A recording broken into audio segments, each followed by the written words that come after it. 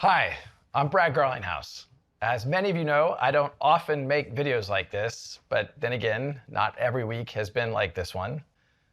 A few days ago, after 2 years, 7 court orders, and over $100 million in legal bills, the Hinman speech documents, including internal SEC emails and comments leading up to this now infamous 2018 speech, they've finally been unsealed.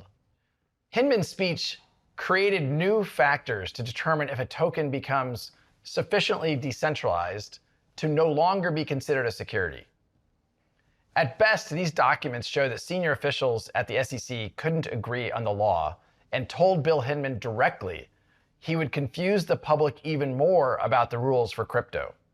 At worst, they show that Hinman deliberately ignored the law, and he tried to create new laws, something only Congress can do. And while he was a public servant, Hinman received millions of dollars of payments from his law firm, which was part of an alliance with others that had a vested interest in this speech. This speech isn't about any one token or any one blockchain.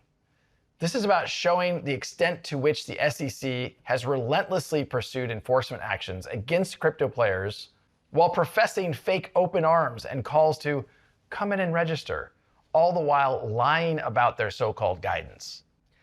As some of you may know, Ripple spent years proactively engaging with the SEC. I personally met with Jay Clayton and Bill Hinman, with no lawyer present. Why would I need a lawyer if we were all coming together in good faith? We answered every question they had, and not once did they suggest to me that XRP was a security.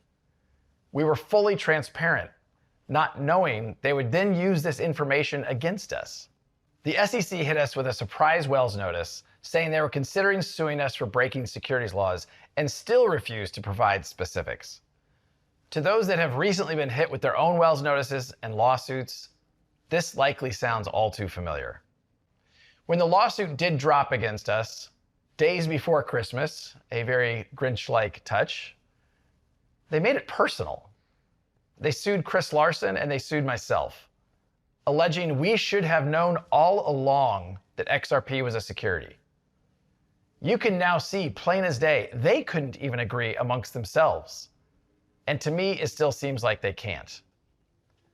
What we saw play out in our case is exactly what's still happening.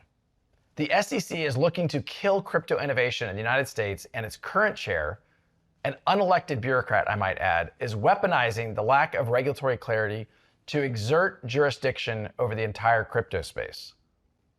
This is the definition of putting politics over people.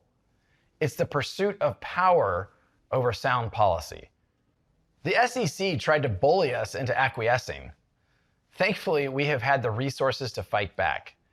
And now we can all see what they've fought so hard to hide.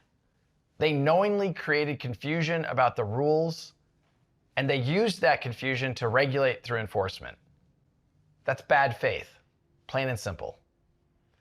Ultimately, as our lawsuit comes to a close, for so many others, it's just starting. The fight for clarity has to continue. I'm just going to conclude by saying to my colleagues here at Ripple, to my family, my friends, everyone who has supported us over the past 2.5 years, and certainly to the whole of the XRP Army, a very heartfelt and a very genuine thank you for that support.